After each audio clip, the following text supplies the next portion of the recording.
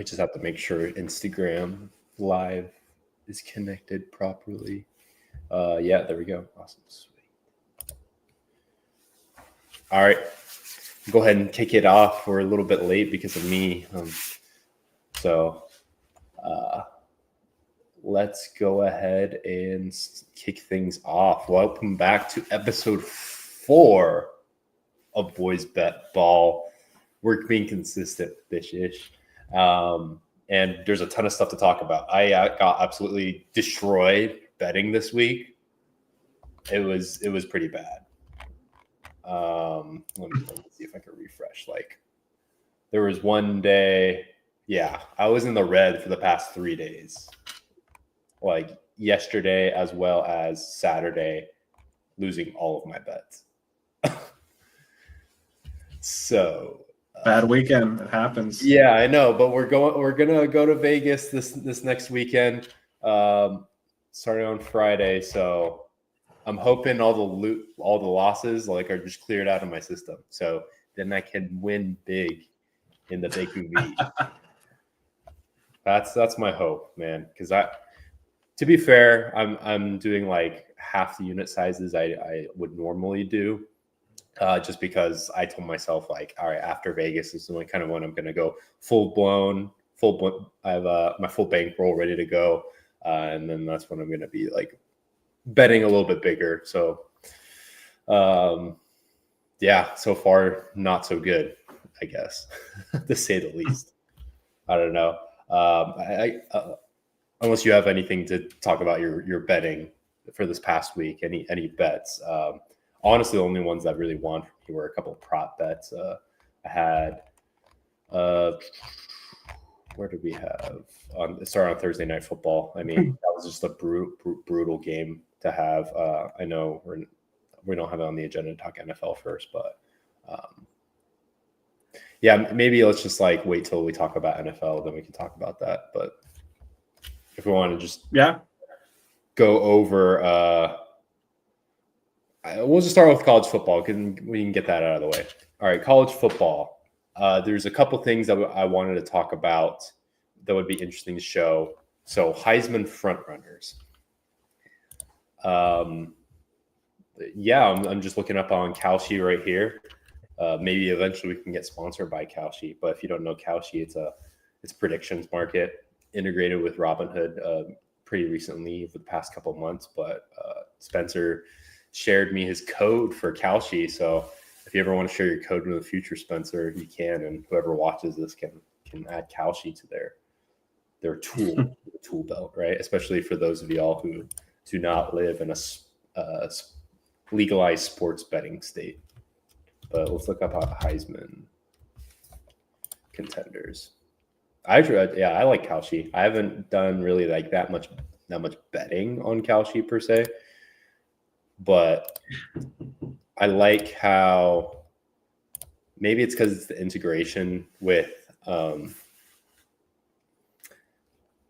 Robinhood, but you can literally like put money in and you can earn interest on it. So you can have your money earn you interest while you like just keep it there. Just don't bet all your money. But Heisman winners, man. We had a close game down in what do they call it? Apple Valley, at Penn State, and that was I caught the tail end of it, and I was looking at the live betting. I'm like it gives me reminiscence of last year. It was Notre Dame against I believe it was Illinois State. And I actually bet Illinois State because I think Notre Dame had like a late touchdown to like tie the game, and Illinois State just had to march up the field and kick a field goal to win the game. And I was like, I saw it. It was plus money. It was literally, I think, like plus 200 or something, maybe plus 300. They weren't even cross half field. And I'm like, give me Illinois State, because I actually was watching that game, and it hit for me. So I was looking at potentially doing the same thing with, I believe, Penn State. They were up a touchdown. They scored a late touchdown, and they had the ball. They got like one first down, and they decided to punt the ball. And Indiana, of course, burned all their timeouts. This was like a minute left in the game. They had, or I believe they had maybe a little bit more time, a minute 30. I can't remember if it was, I think it was after the 2-minute warning. But they had like a minute 30, maybe a minute to march down the field and score a touchdown to win the game. So, yeah, that was a crazy game. Fernando Mendoza, man. It says right here, Julian Sainz, the front runner, which I guess you could argue he's been the best quarterback throughout all of college football. Questionable schedule, you could say, with Ohio State, but Mendoza, man. All I was saying is in a lot of my group chats, I was like, Mendoza, you're a Jet next year. But that was a wild game that they had threw at the back of the end zone, basically throwing the ball away.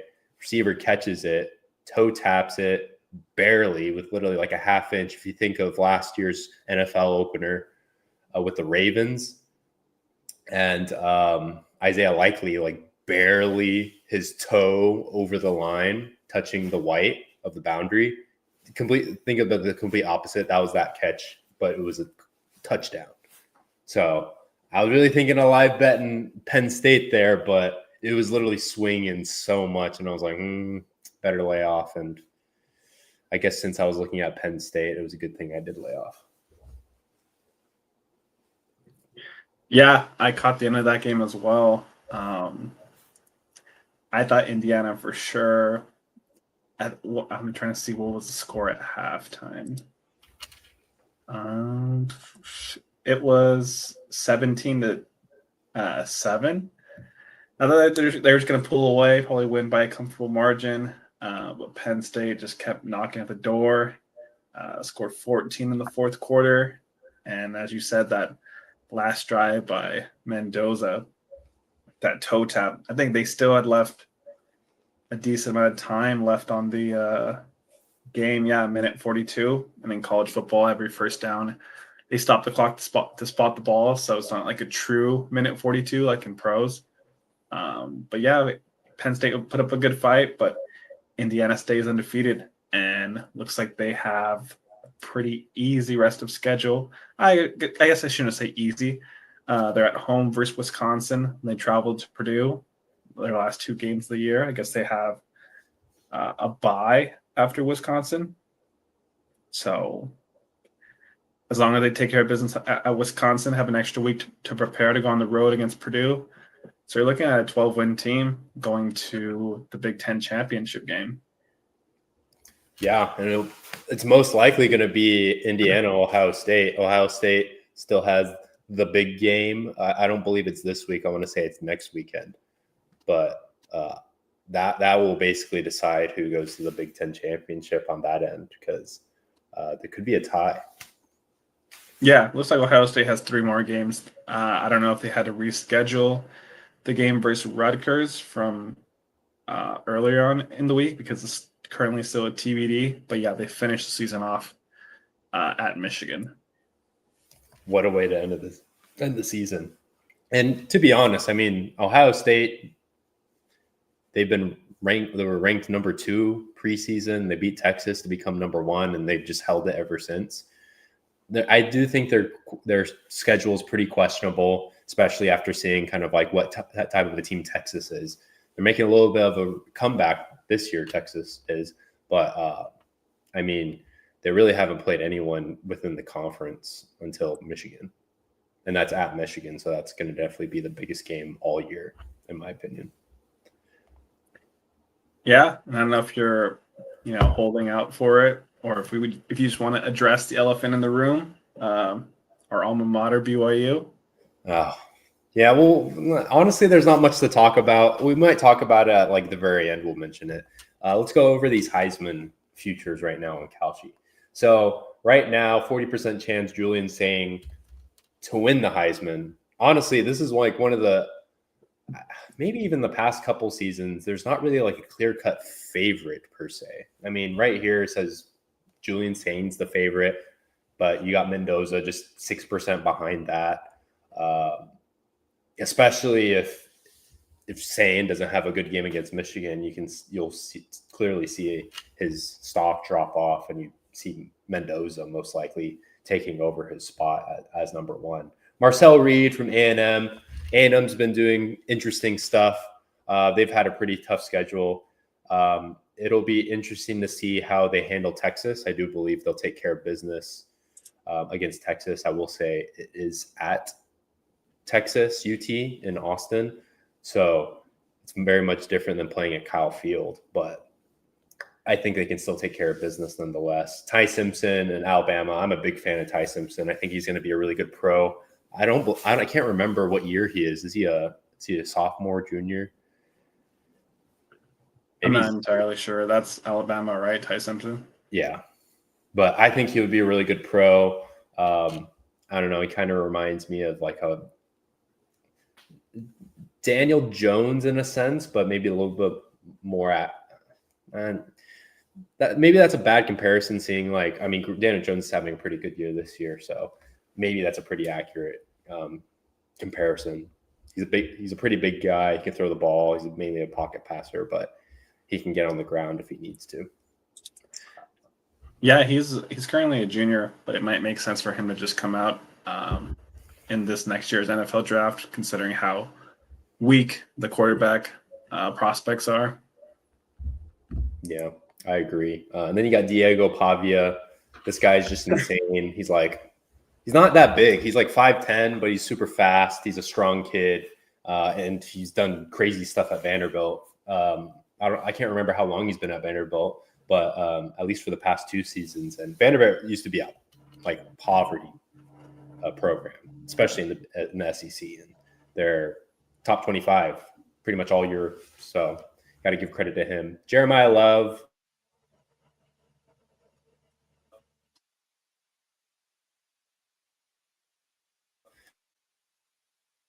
And now these are all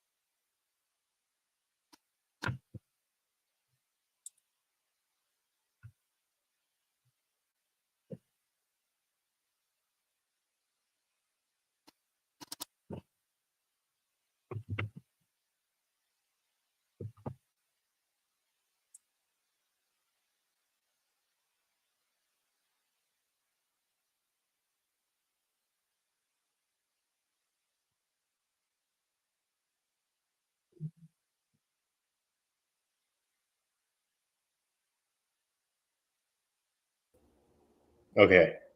We're back. Sorry. Lost it for a second. That's another sign I need to upgrade my laptop. Can you hear me? Yeah, I can hear you now. Okay, cool. Yeah, we're basically just wrapping up the Heisman futures. Gunnar Stockton from Georgia, Jeremiah Smith from Ohio State. I mean, he's still just a sophomore, so I think he's going to have definitely more looks next year. I don't have my guy Bear on here. No, I'm just kidding. Definitely after that performance at Texas Tech, he does not deserve to be anywhere near this list. Even though I was really talking him up with some of our friend group chats, saying, "Hey, I mean, I think he at least needs to be in the conversation." But I'm sure. Yeah, I mean, he's a true freshman, so yeah, he only has room to grow. Yeah, but I mean, Julian Sain, I think, has definitely been the best quarterback out of all of them so far. Questionable schedule, but pretty flawless nonetheless. We'll see that if he struggles against Michigan last game of the season, you'll see Mendoza overtake him. As far as value, I guess the most value you could see is probably Mendoza. You're just really thinking Julian Saint's not going to perform at the big stage since they really haven't had a big game all year. I would say even since like the Texas game. So I think clearly Mendoza has proved, at least so far, that he's the best quarterback and the Heisman should be the Heisman favorite. So I guess you could see value in that. Other than that, I don't know where a ton of value is out of these futures. Yeah, I mean, it kind of seems like a two-horse race if you wanted to sprinkle some on Marcel Reed, just the fact that Texas A&M is undefeated. And if Ohio State or Indiana has a hiccup, which they probably shouldn't considering the rest of their schedule, maybe Ohio State in the big game because it's a huge rivalry game. But Indiana, as long as they beat Wisconsin, should beat Purdue on the road. That's probably the only play. Otherwise, just take your pick on who you like more, Saint or Mendoza. Yeah, I agree. All right, let's move to the next topic. College football picture, college football playoff picture.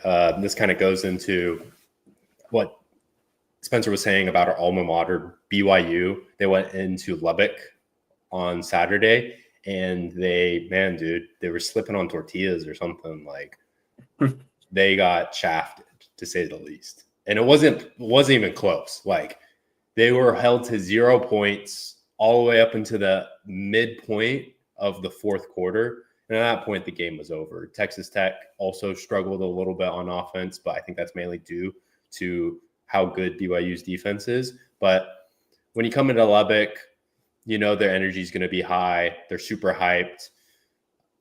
They're playing a top 10 matchup. You win this game if you're Tech. It's basically an automatic bid into the Big 12 championship. And honestly, at this point, pretty much an automatic bid into the college football playoff as well. So they came with the energy, they brought it, and they stuffed BYU. Nothing really more to that. Yeah, so, I mean, what do you think? Do you think that our college football playoff bid is over, or you think it's still salvageable? I think it's definitely still salvageable. There's a very good chance, especially if what would have to happen for BYU, obviously they would have to win out, and they would have to have if they were not able to win the Big 12 championship again in a rematch against Tech, which I think they went out, they go to Arlington, play against Tech again, I think they'll definitely have a way better shot than they did in Lubbock. It's going to be neutral ground. I'd say, honestly, the crowds might be even pretty split. I know there's a lot of Texas Tech people in Dallas. I'm from Dallas, but there's a ton of BYU people as well. So I think the crowd will be pretty split, in my opinion. So true neutral place of play. But BYU definitely going to have to win out. They play their next game, I believe, at Cincinnati, which is no small task. You know, We're home against TCU. Home against TCU. Sorry, we have 3 games left. Home against TCU. I think they're going to take care of business there. But TCU is pretty dangerous, so you can't overlook them for that matchup against Cincinnati at Cincinnati, which I think is going to be the biggest game for BYU. So honestly, you might see some value at TCU catching points in Provo. It's definitely a look-ahead spot for BYU. I don't know what the lines are. I would have to look at that, but I think it's a look-ahead spot for BYU, having Cincinnati coming up next week, that being their biggest game for the rest of the year. And then they play UCF. So I think BYU has to win out, make it to the Big 12 championship.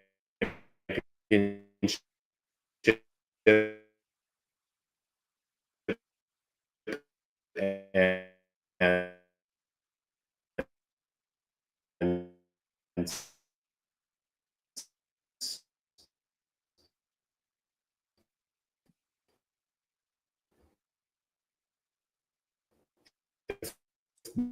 not win it.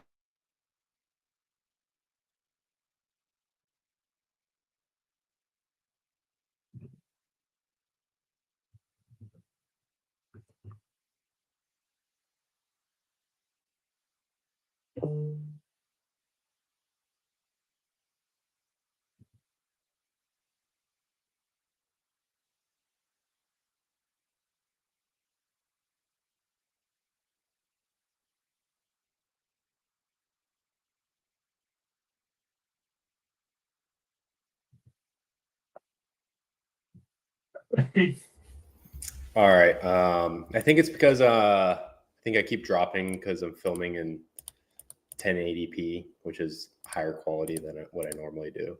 So let me see if I can close some of these tabs.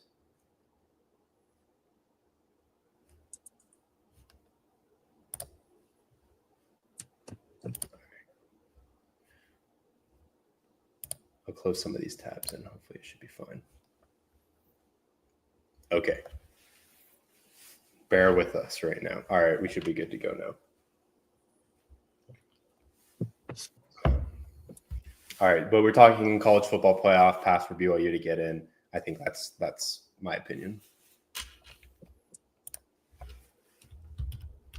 Yeah, I mean, I think so too. We're optimistic. We saw the big line, 10.5. BYU is always doubted. Yeah, we just looked really outmatched.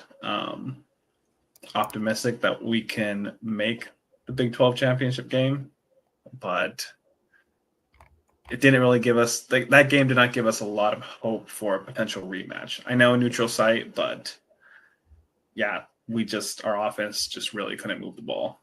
Our defense showed up. Obviously, Jay Hill always has the guys prepared, but they still put up 29, and our touchdown was kind of a garbage time touchdown that they kind of just conceded. Yeah, I agree. I'm just looking at the Kalshi futures for playoff qualifiers. You have BYU at right now 17%. So there's value. I think there's value. Yeah, I mean, yeah.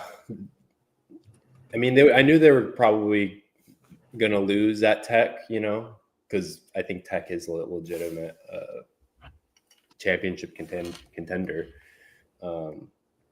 So, yeah, I think there's value in BYU. It's actually crazy. Utah, I mean, you probably have to look at Utah's schedule. They probably have a way easier schedule than BYU. Utah has a 23% chance over BYU, who only has a 17% chance of making the playoffs. As of right now. They have two losses. Yeah. Yeah, they're at Baylor, home versus Kansas State, at Kansas. Mm-hmm.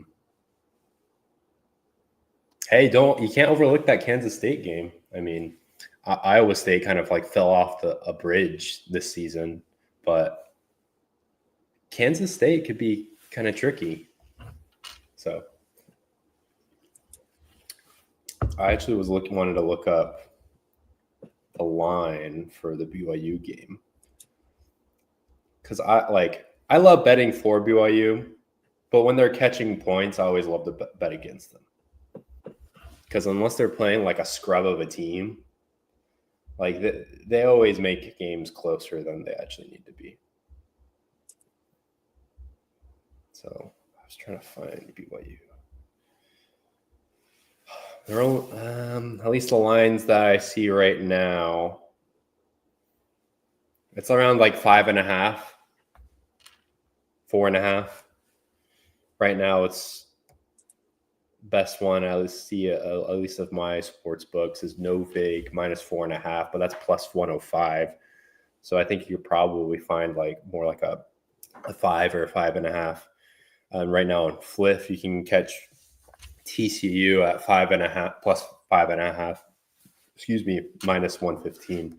So it looks like the spread has been going down. But honestly, I could see that spread even going down further. So maybe even a 5.5 right now for TCU might be a decent bet. TCU's 6-3, so you can't overlook TCU. I think people are going to, once it kind of gets closer to Saturday, they're probably going to be buying up that TCU 5.5. And this line might close like 3.5, 4. I don't see how BYU can lay more than 6 or 7 points. Yeah, honestly, and this might just be, I don't know. I'm probably going to hit it. Is it going to be an absolute nuke? But you mentioned the college football playoff qualifiers. For some reason, Texas is at 34%. Yeah, I was surprised.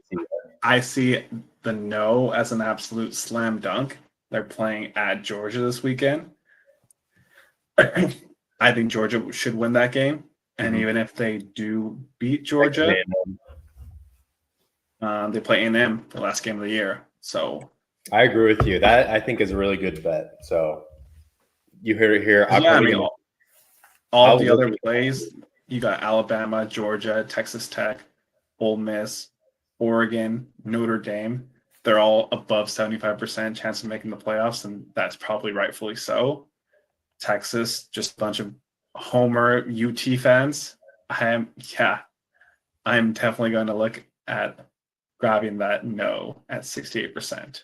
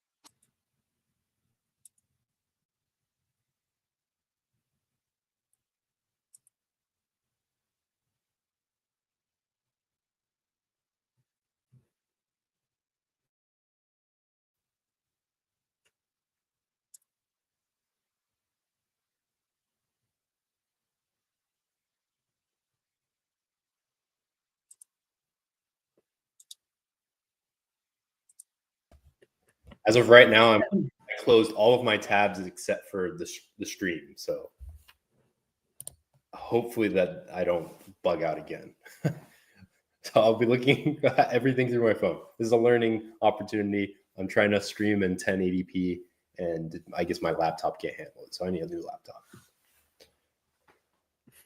But I agree with Spencer. I think that I saw Texas at 34%, and I'm like, yeah, they play at Georgia. You're going to get smashed. I think they're going to get smashed at Georgia. I think there's probably going to be a lot of sharp people on Texas because, the public's going to take Georgia. But yeah, at 68%, no, I think that's a good value play as well. Yeah, I'm looking at it right now, and when we're done with the stream, I might play accordingly. Yeah.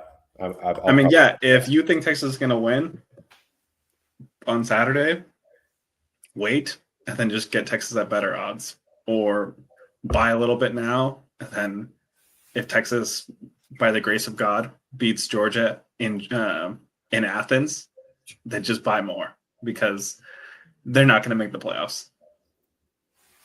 Yeah, because there's no way that 6 or 7 SEC teams, I think probably 5 SEC teams will make it, but I don't think even Texas is one of those. Yeah, because Ole Miss is in front of Texas, and they just have Florida and Mississippi State left to play. Mm-hmm. And of course, you got Alabama, you got Georgia, you got A&M. So I agree. I'll probably be hitting that as well. All right, moving on to the next topic. Oh, this is where I need my soundboard. Hallelujah, hallelujah.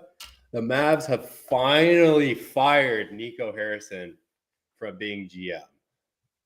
This took too long. The Mavs are a mess. their owner, I don't know what sudden realization he came to. Supposedly, they found out this information because he was talking to a fan at a game that he was like, yeah, Nico Harrison, yeah, he's probably going to be out. And as of this morning, he's out. So all I'm saying is finally, but as of right now, 80 continues to be hurt. I know I believe he played against Washington and they barely beat Washington. They actually had a close game against the Bucks last night, which I thought the line was super weird because it had the Bucks. I know the Bucks were on the back of a back-to-back, traveling as well from Milwaukee to Dallas, but the line was only 3.5 favored for the Bucks. So I thought that was a really weird line. Didn't want to touch the line. What I thought was obviously 80's not playing. Mavs defense has been terrible. Bucks, I know they're in the back end of a back-to-back, but they can put up points, especially with Giannis. Like, who's going to guard Giannis? And I got hoed. You know what line I got? What did you get? 2.5? No. What I did was I didn't trust the Bucks to win big because of that weird line. I felt like there was a ton of sharp money on the Mavs, and the Mavs ended up almost winning that game, sending it. They should have sent it to overtime, honestly. The PJ Washington can't make a free throw. But they lost by 2, so they covered. The closing line, I believe, was 3.5. And the total, I believe, was like 228.5, 229.5. They hit the over, but I didn't trust that Mavs offense. Their offense is terrible. And the Bucks defense is decent. They're not necessarily top defense like they used to be, but they're a decent defense.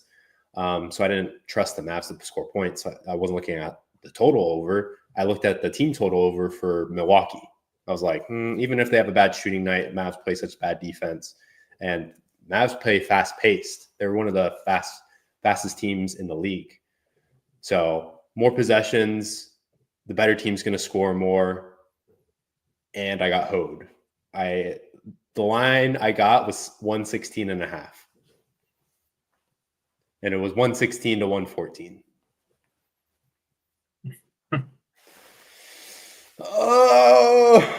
But stuff like that happens.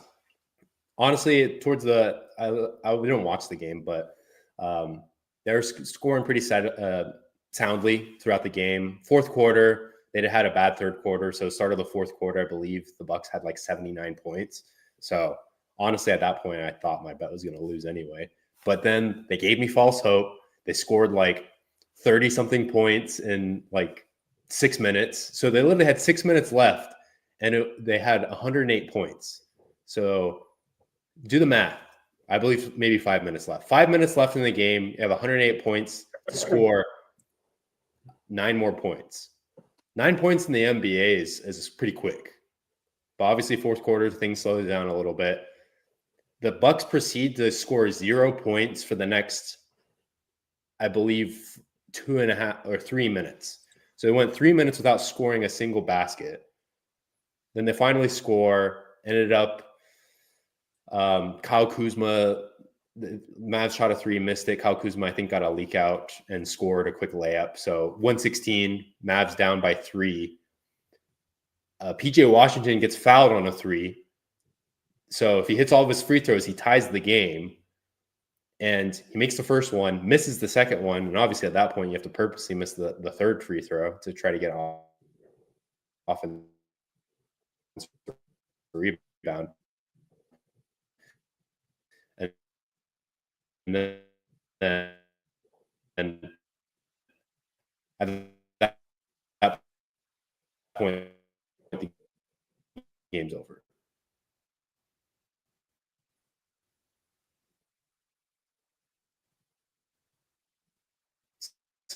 So,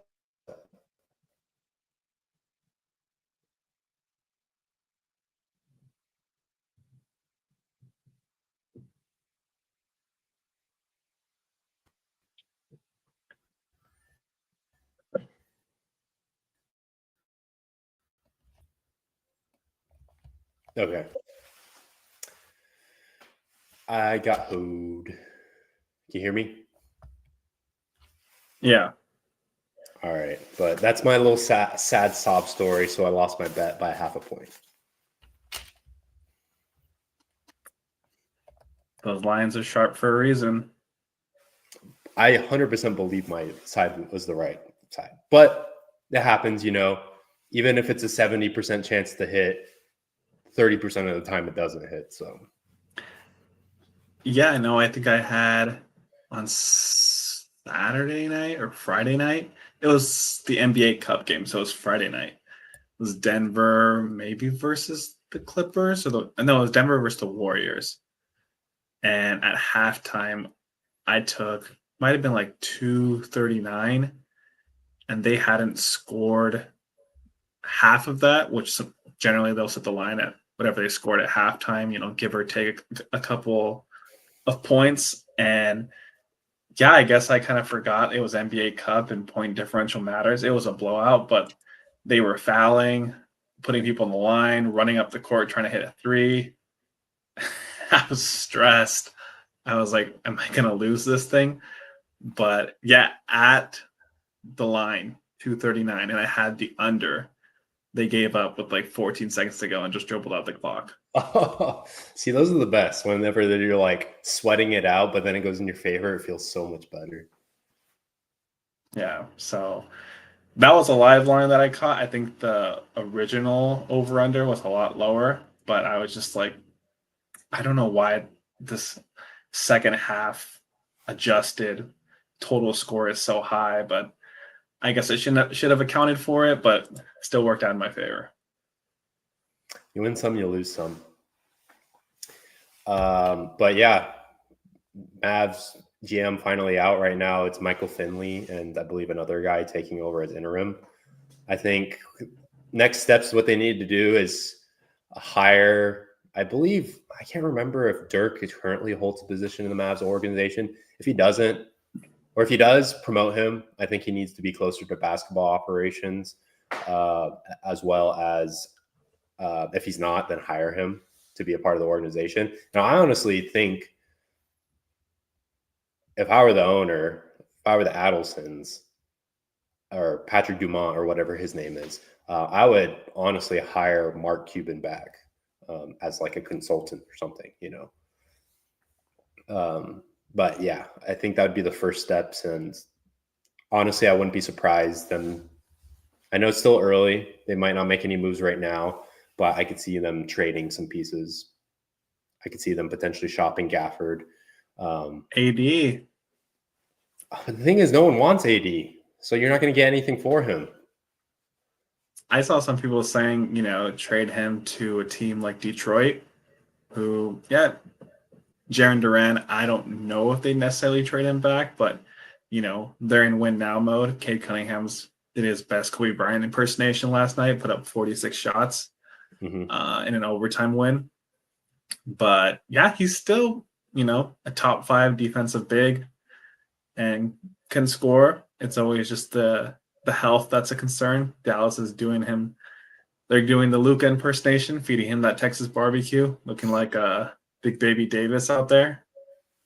But yeah, it never really made sense they weren't planning on getting Cooper Flag. If Kyrie didn't go down, maybe the team would look a lot different. But the reality is he did, and AD's played 14 games for Dallas. So just like, let's get some players that are more on the Cooper Flag timeline as opposed to the Kyrie Irving timeline. We don't even know how good Kyrie's going to be coming off an ACL at, 32, 33 years old. Yeah, I agree. I think, honestly, even though I selected them to be wins in my win-loss seasons, I think what's best for the organization is probably sell off some of those pieces. If you can, maybe trade 80 at this point. But it just depends on the haul that you can get for him. I think you would have to get really good picks or a young potential player and some picks, honestly. But I don't know Yeah. who at this point would trade for him. Someone who really wants to win now. Don't be Brooklyn, or I guess be Brooklyn and not Utah, Brooklyn was trying to lose last year, and they had some good players like Dennis Schroeder, and they're in the East, so they were floating around 500. And then they realized, crap, we need to lose. So they traded off some of their players as opposed to Utah, who just drags their feet. Played decently last year. Actually, no, I mean, I guess they still didn't play decently last year. No, they tried to lose, and Yeah. they were clearly going to be the best odds for the NBA lottery, and they still continued to lose when they didn't necessarily have to, and they got the 5th pick. Yeah, but like they held on to John Collins and Colin Sexton for way too long when they were. I held on to Lauri clearly- Markkanen. They still have Lauri Markkanen. They should have traded him a year or two ago. Yeah, I mean, Lauri's a great player. It's like, are you really going to pull a complete Philadelphia 76ers and trust the process, have like be trotting out G League players? They lost Kessler for the year, but yeah, just the fact of the matter is Dallas does not own their first, or this 2026 is the last year Dallas owns their first round pick until 2031. I mean, that would be pretty interesting. Potentially, I don't think Utah would make the trade based off their position, but trade AD for some like marketing package, maybe like a player or two. Because I don't think Utah's going to give up any picks. But at the same time, why would Utah do that trade? Yeah, I mean, I can quickly just look at teams that would make sense for Anthony Davis. I thought immediately Indiana, just because. That's true. But it that really doesn't make any sense because they're trying to bottom out as well. They got their pick back at the end of last season from the Pelicans, who Pelicans GM Joe Dumars is the next head to roll because he did that. The Indiana Pacers are 1-9, and then they traded their unprotected first round pick to jump up and grab Derek Queen to the Atlanta Hawks. And currently the New Orleans Pelicans are 2-8. So absolute malpractice by Joe Dumars and the New Orleans Pelicans. Yeah, you can just keep. What was that? If I ever bug out, because I think it's just going to keep doing this, you can just keep talking. I'm looking. Yeah, Detroit could probably be a team that could use him. That's who I saw people were mocking him to. I don't know. Golden State. I don't know what really Golden State has to offer. Kuminga and Pods or Moody. I think that would actually be a really interesting fit because that would be. You would have to incorporate some sort of a pick. Well, actually, it depends what the pick would be because Golden State's going to be pretty decent in the next year or two, especially if they trade for AD. Yeah, Kuminga. Kuminga was pissed the whole offseason. They don't want to sign until right before training camp. Kuminga's 23 years old? Mm-hmm. That's true. You could trade AD for Kuminga, Pajemski. I'm trying to think, maybe Moses Moody. Even then, yeah. Because then you get a guard, which right now, especially, you need guards that can do stuff for you. And Pajemski's kind of like an all-around guard. He can score the ball, he can facilitate, he can rebound. Yeah, honestly, I would be somewhat intrigued by that trade. And Golden State's definitely in win now. They're going to do anything for Steph. They're going to try help him, win. So obviously, you saw that with the Jimmy Butler trade. You could see that potentially with an AD trade. Let's see. Kuminga.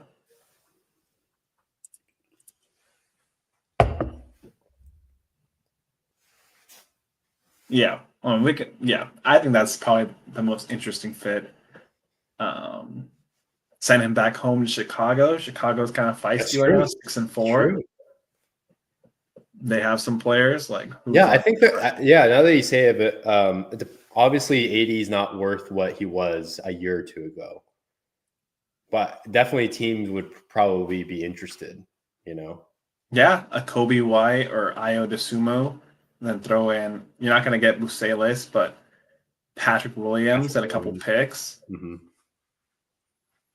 Could be interesting. And he could be going back home. Maybe that would light the fire under his butt and him actually want to be in shape. That's just the thing. AD is, I mean, even in the games that he's played this year, he's been okay, but you just can't win with him as your number one player. He's more of like a complimentary piece, in my opinion. Yeah, but Chicago loves to be, kind of just mid, 7, 8 seed, and they'll get their hometown guy that will put butts in the seats. So I just think Dallas needs to pull the plug, and this is their last year owning their pick and try to strike gold again with the lottery. I agree. DJ DeBansa, Darren Peterson. Yeah, could be interesting. All right, let's move on to next early MVP selection. So we're going to look at Kalshi. We're incorporating more like with the betting side stuff in this episode, and I think this is kind of what we want to do more of. Obviously, I don't want myself to crash, so I don't know if you have the NBA MVP odds up. You could. Yeah, do you want me to pull it up? Yeah.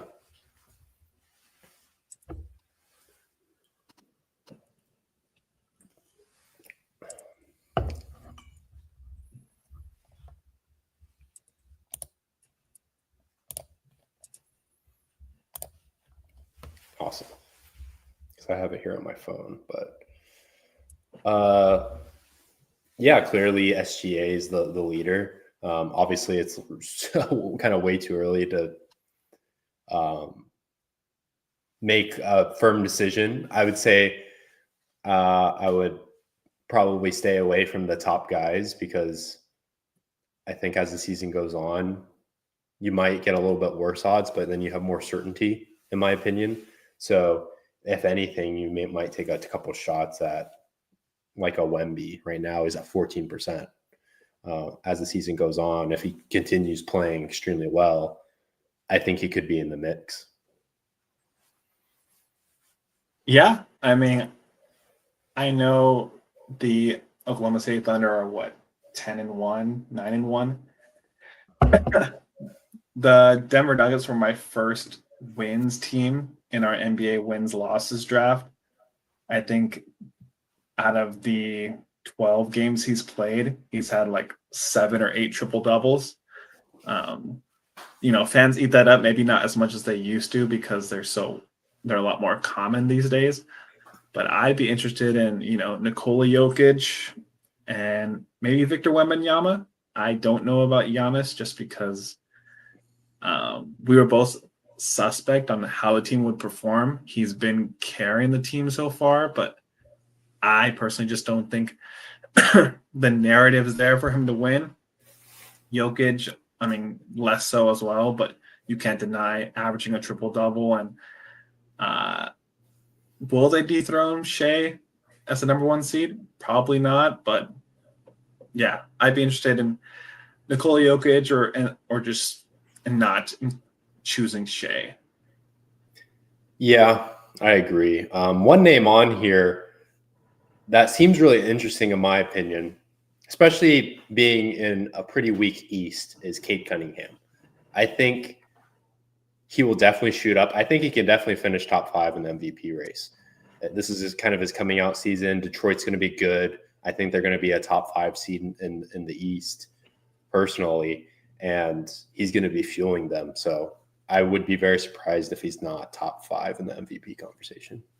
Yeah, and that's the beauty about Kalshi. You don't even necessarily need to have them win. It's not like you're placing a bet at William Hill or Caesars Sportsbook where it's all or nothing.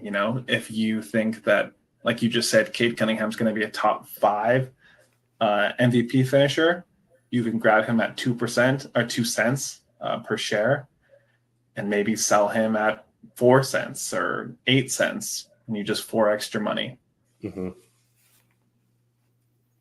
So plays like that is what's interesting. It's why, Kalshi's just an alternative to sports betting. It's predictive based, almost like honestly, I'm going to put that on my short list of bets. The UT to not make the college football playoffs and the Cade Cunningham to MVP. Yeah, even Victor Wembanyama at 14%, people want him to be the face of the league. And if you can buy him at 14%, you can sell him at 20 or 25%. True. It's great odds, or great return, rather. Mm-hmm. Yeah, we got to look at both of those guys. But it's honestly way too early. But like I said, I think Cade Cunningham's going to be top 5.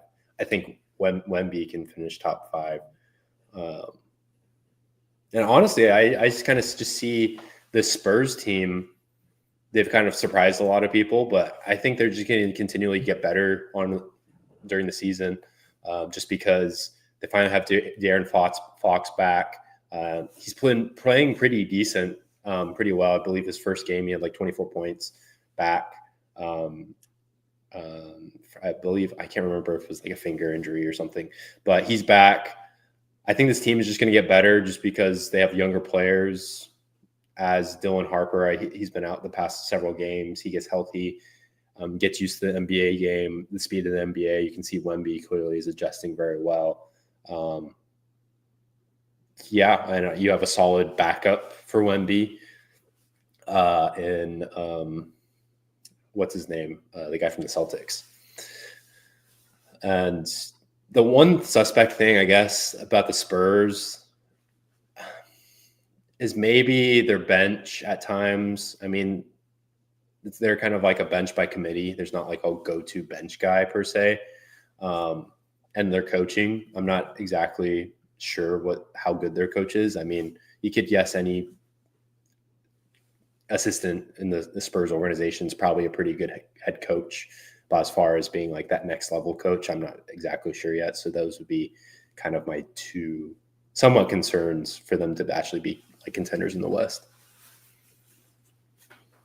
Yeah, I think if the Spurs finish top 4, top 3, top 4, I think a case could be made for Victor to win MVP. So just keep an eye out for that. They're 8-2 right now. Yep. All right. I mean, we have on the schedule Emirates NBA Cup standings. Maybe we can just go through that real quick. We don't have to spend a ton of time on that. And then we'll do wins and loss update, and that'll be pretty quick as well. Yeah, I don't remember exactly our picks. I know we probably both picked Cleveland, Eastern Conference Group A.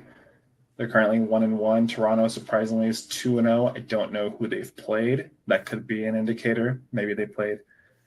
They probably played Indiana and Washington. So that makes sense. I can't remember the exact notes. Maybe I liked Philly or Detroit. Yeah. I said Detroit was my favorite in Group B. I believe you said Philly, but either one of those teams were both of our like wild cards to get in. Yeah. So Philly has lost their first game. They lost by 1 point, which is unfortunate, but it is still a loss. See where that goes. And then I think maybe we both picked the Knicks with Milwaukee possibly being a dark horse. Miami has been a really interesting story this year. Like, we were mocking 80 to certain teams. It doesn't really fit Miami, especially because he's not a grinder. But if they keep playing well, I mean, you have to ask yourself, what moves can they do? The really interesting trade asset they have is Terry Rozier's contract. He'll probably never play in the NBA again. So you can trade that. It's a salary filler, but that team that trades for him gets a trade exception. We'll never have to pay him that salary. Yeah. So it's getting a bad contract off the books or somebody that's owed a lot of money that's not really on their timeline, like a Lauri Markkanen. Who knows? So that's the Eastern Conference. Western Conference. Oklahoma City, obviously their point differential. I guess Minnesota won by 40 points in their Emeritus game. Looks like they probably played the Jazz. Or the Jazz, yeah. So that's rather, because it looks like the Jazz have played the Timberwolves and the Suns, and lost by 40 and 22 to the Suns. Yeah. So it's just funny to see because both of us lived in Utah for a good part of our lives so far, and the Jazz has just always sucked. I mean, well, there were a couple of years where they're like top in the West, but they never won anything. We got to go to the Game 6 against the Mavs. Mavs closed them out in Utah. It was awesome to see that. Yeah, they're just not really a winning team, right? Especially right now. Yeah. So I guess you can't say it was not impossible for the Thunder to finish the number one because they're only 9 points in terms of point differential from Minnesota. So far that's holding serve. Memphis is 1-1. All right. Yeah, because they beat the Mavs. Yeah, and I guess they've played more games, so they're going to credit them for that. I don't know when the Lakers play their next. Oh, this weekend they play their cup game. Who are they playing? I believe it might be New Orleans. Oh, we can mark that as a win.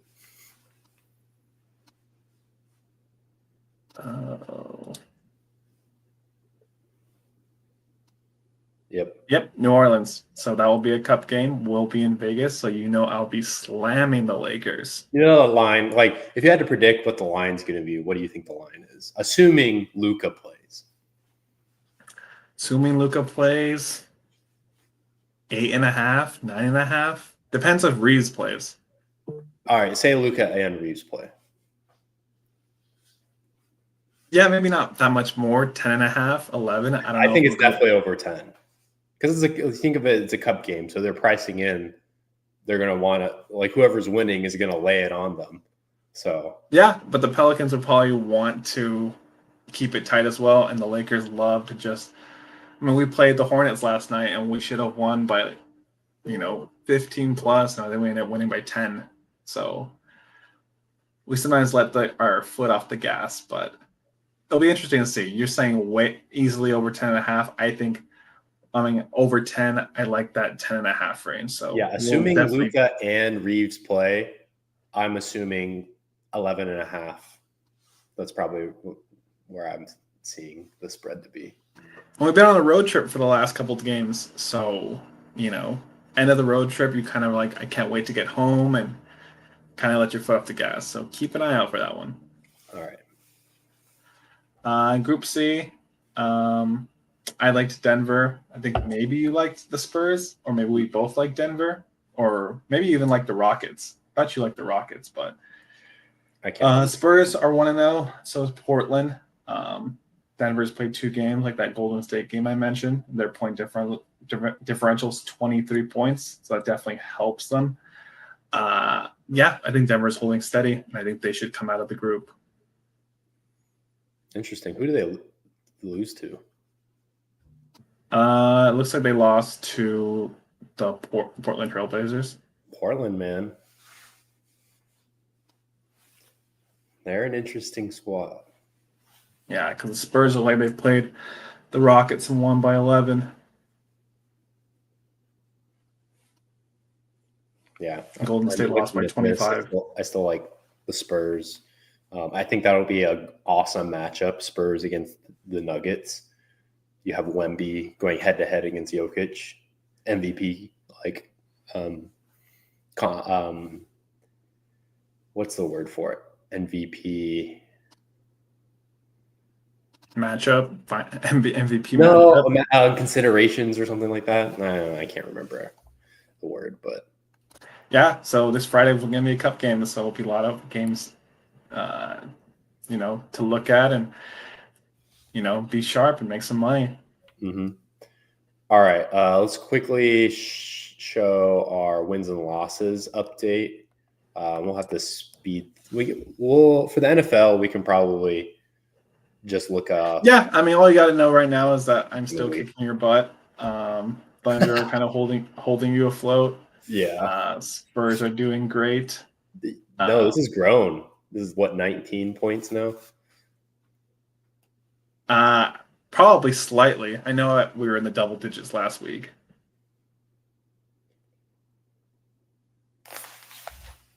But my Clippers, I was looking like your worst pick probably is the Mavs.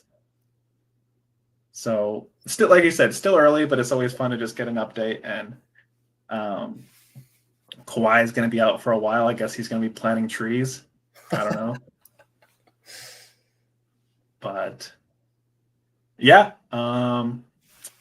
NFL, like you said, will be in Vegas this weekend. Big Monday night game. Both of our teams going head to head. The battle of mid. Probably the Raiders are a little worse than mid, but keep an eye out for our picks for what we're doing with that. Do you want to go over any games in particular, or do you want to just do UFC? Let's go over. Thursday night, Jets Patriots. I don't think that's like a crazy game to go over. Drake May is playing out of his mind. I think he definitely considered in MVP conversations.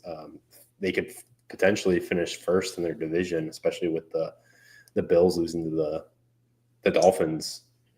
And they haven't lost to the Dolphins in 3 seasons or something like that. It's been over 1,000 days since the Bills have lost to the Dolphins. So that was a huge shocker.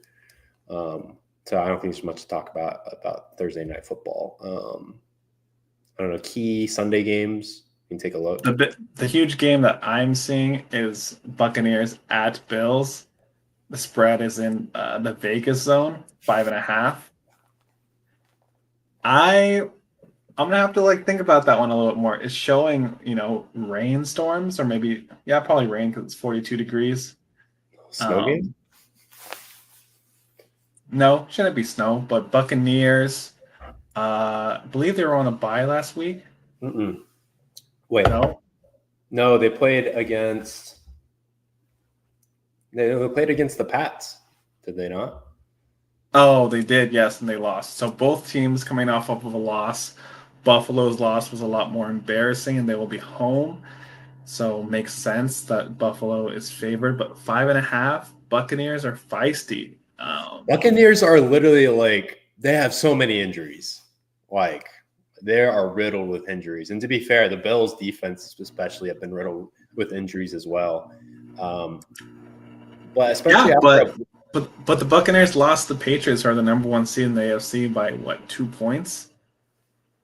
Yeah, so the Pats had clear control of that game, and Baker just went down and they lost by 5, I believe. Went down and scored basically a pity touchdown to make it seem better. Buccaneers are a backdoor cover. Like I'm saying, just watch out for them. I would have to monitor the injuries, but knowing the injuries for the Bucs and especially the Bills after such a disappointing showing in Miami, getting spanked by the Dolphins, the 2-7 Dolphins, I would lay with the Bills. Other interesting game I'm seeing is Bengals at Steelers. Pittsburgh favored by 5.5. You might not think it's super interesting, but Joe Burrow has begun practicing, and they aren't super far off from, or just the AFC North is wide open with Lamar Jackson back. I think they're 4-5. So if they can win that game, they're sitting at 4-6.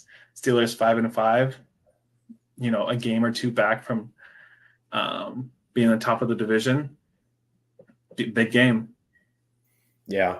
I don't know if Joe Burrow is necessarily going to play, but regardless, Steelers, they did not look good this past weekend.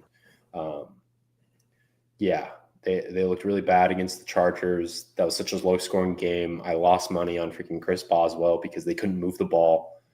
And he hit 1 field goal. I had him over 7.5 kicking points, but honestly, the way that their offense was looking, it wasn't going to hit.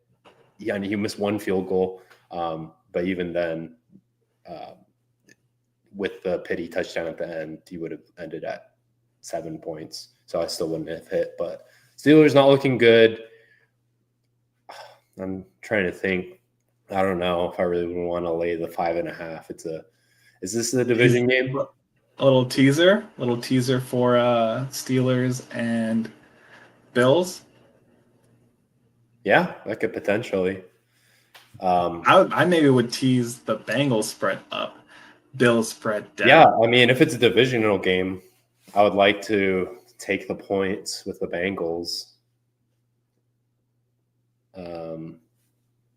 Yeah, we'll definitely strategize, but games to look at, and this is probably the game of the week.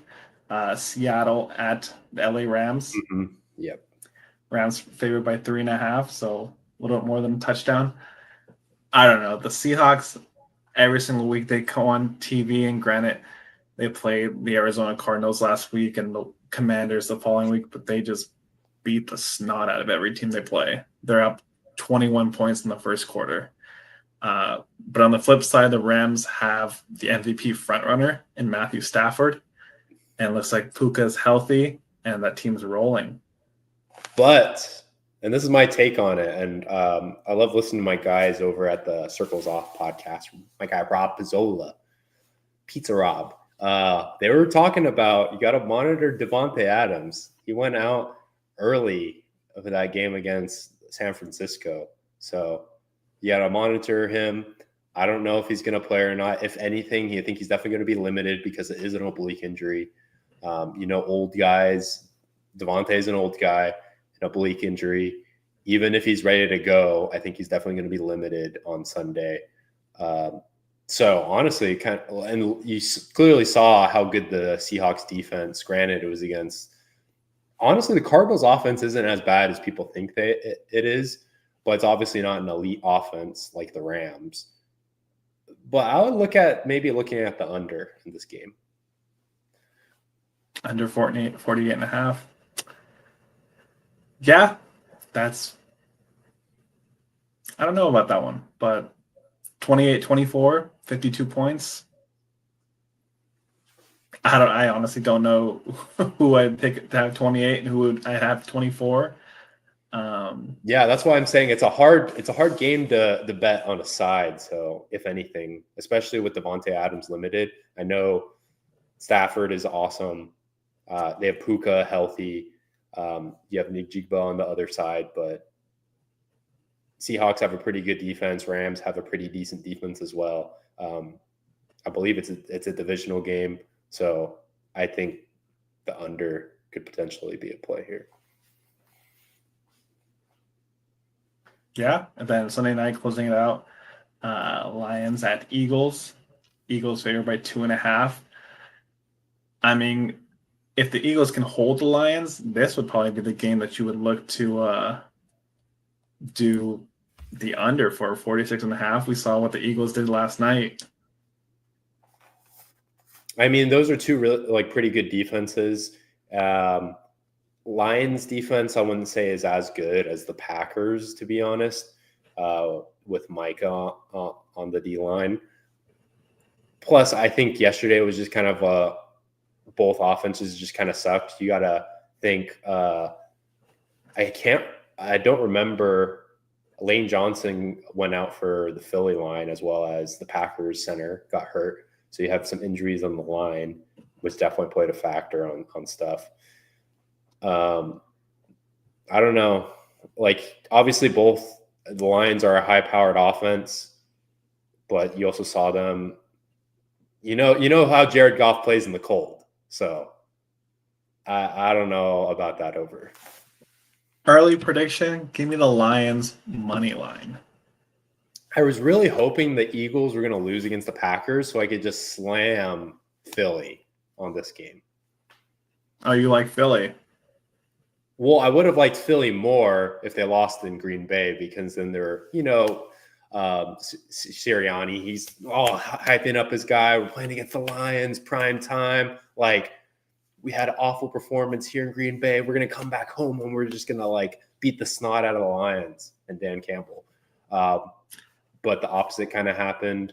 That Sunday or Monday night game was disgusting. I thought I was watching the Browns versus the Jets, honestly. And whoever was going to lose that game, I was thinking about slamming the spread on whoever lost it. But Green Bay, they have a ton of injuries. Their center's hurt. I don't know if he's going to come back. So I actually didn't slam the Packers because the line's at 7.5 against the Giants. I mean, the Giants, I know, like riddled with injuries as well, but I'm convinced the Giants play better not at MetLife.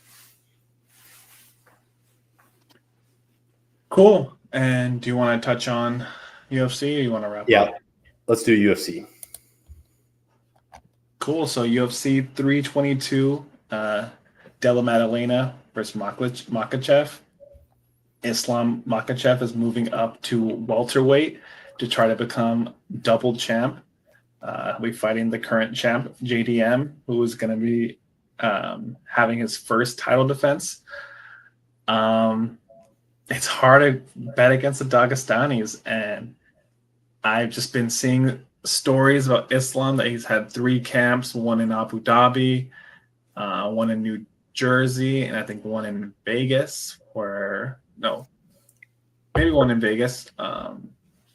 The fight's going to happen in New York, so maybe the third one was in a different location, but he's had 3 camps. He looks really, really good. I think they're saying he's weighing 190 pounds right now. Odds are, minus 270, so maybe you want to play going the distance or finishing him within the distance, but I like Islam. Who do you like?